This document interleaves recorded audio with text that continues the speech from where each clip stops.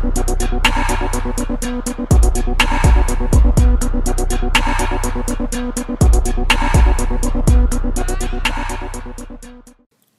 going on, everybody? This is Jay from Premier Gaming Entertainment, and I know it's been a very long time since I've posted a video. I've been super duper busy, and there's been many of times that I wanted to post a video, but just either was too tired or too busy to do so. But I haven't put it off anymore. I wanted to make a video today about something that I've just been thinking about and wanted to get my thoughts out about it for today. Now, if you're reading the title of the video, is basically I'm going to be discussing as far as, are the Toronto Raptors the best team in the Eastern Conference? So, I know it's too early in the season, even though it's about the midway point now, to really say how these teams are going to end up placing in the Eastern Conference. But I wanted to give my opinion on how I feel about the Raptors right now and whether they're the best team in the East.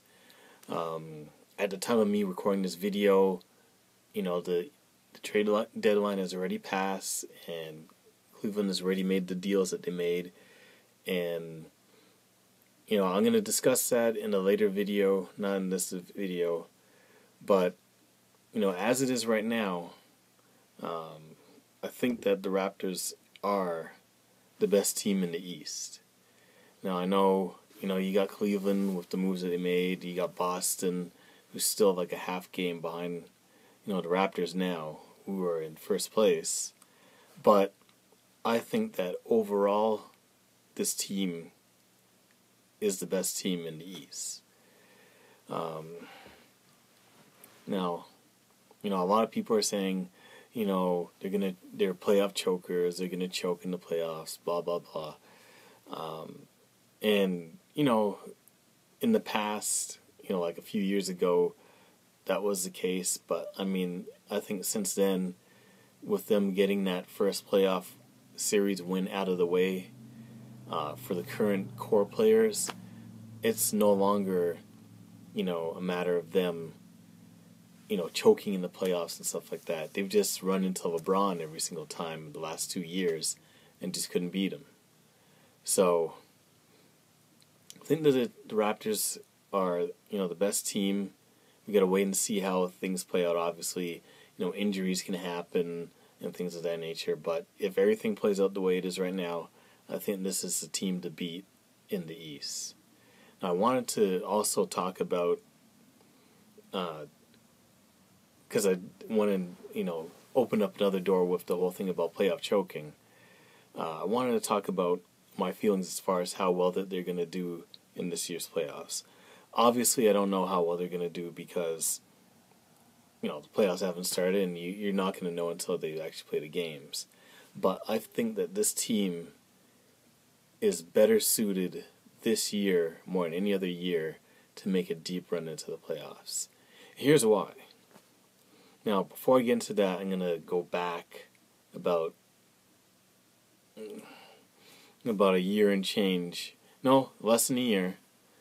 But I'm going to go back to the playoff series against Cleveland last year in the conference semifinals. So, we had barely scraped by getting past Milwaukee. Milwaukee put up a nice little fight, and we barely won.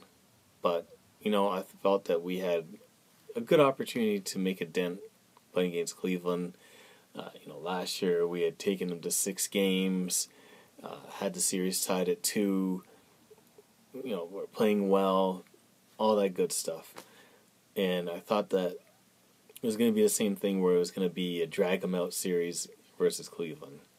And lo and behold, we got swept. So, if you look at the box scores of the games from last season, for those 4 games, we got swept. A few of them were blowouts, and you would think that the series was not even close, and Cleveland just, dominated us from start to finish. However, that's kind of misleading. And the reason why I say it's misleading is because it's not the series was actually closer than you think it was, despite what the box score and what the actual end, the scores of each game were. Here's why. Not including the fact that, arguably our most important player got injured. I think that one of the key components of why we lost is basically 3-point shooting. And I think that Masai saw what happened last year, and the team that they had put together for that run last year was to stop the team that LeBron had from that year. And that's why they brought in players like P.J. Tucker and all that to guard LeBron. They had Corey Joseph in the fourth quarter to guard Kyrie. That's why they put that team together. So it's no coincidence that a year later P.J. Tucker's not there, Corey gets traded, and they bring in C.J. Miles. They bring in they keep Fred VanVleet. I always wondered why they kept Fred and go with Corey, because I thought Corey was a very good backup point guard, very good defensive-minded point guard. But let's be honest, he was a good player, but not exactly the best, most reliable three-point shooter. And once Kyrie got traded, I feel that Masai saw where he had to make his changes. I didn't think that C.J. Miles was going to make that much of a difference for our team, but he's made a huge difference. And I'm going to get into that in a second. But going back to the playoff series from last year, in the 4 games that they played, Cleveland pretty much doubled them or tripled them in the amount of threes made per game.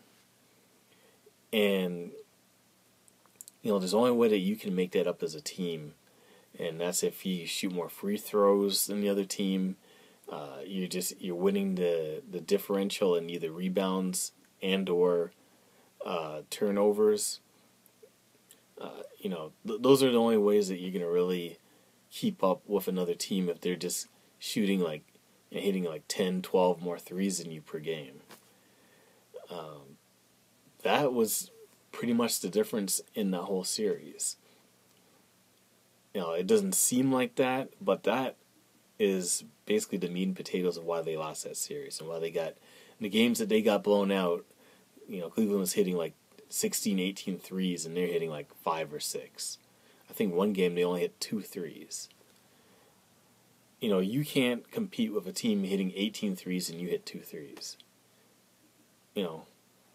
Especially if you shoot the same and hit about the same amount of field goals, you're looking at 16 to 18 points that you just have to overcome somewhere or another.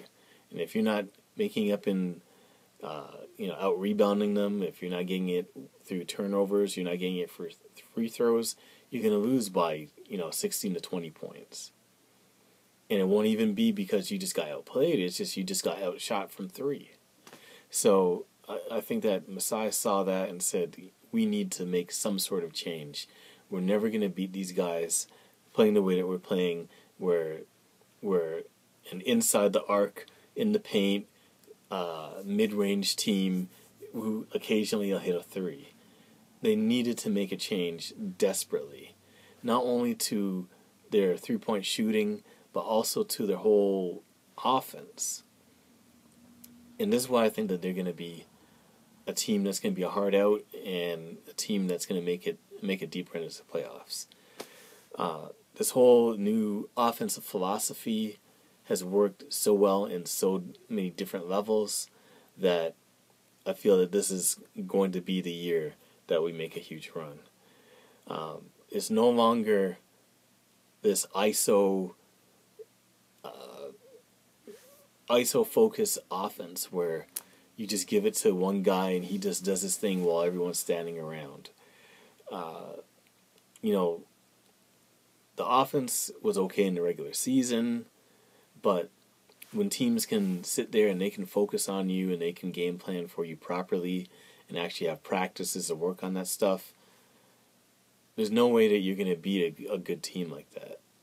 And that was the problem with the Raptors. They were so predictable in what they did. It's pretty much ISO, get DeMar the ball, let him do his thing from mid-range, and, when that wasn't working, they were pretty much in trouble. Another big thing was, if Kyle wasn't hitting his shots, if DeMar wasn't hitting his shots, if they were struggling, we're going to lose, period.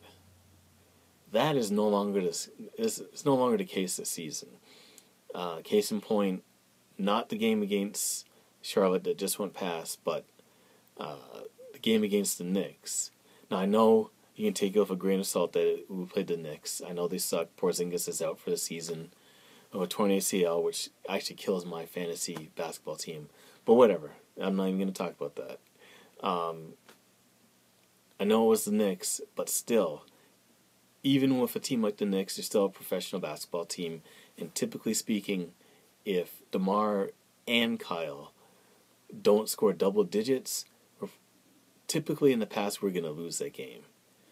But when you look at the end result, we won, going away by more double digit victory. I think it was like either 6 or 7 players in double digits, and it wasn't their top 2 scorers. The team is more balanced this year. The bench is playing out of their mind. From what I've saw online, the bench right now has the best bench differential for benches in the NBA. I think they are the best bench in the NBA, bar none.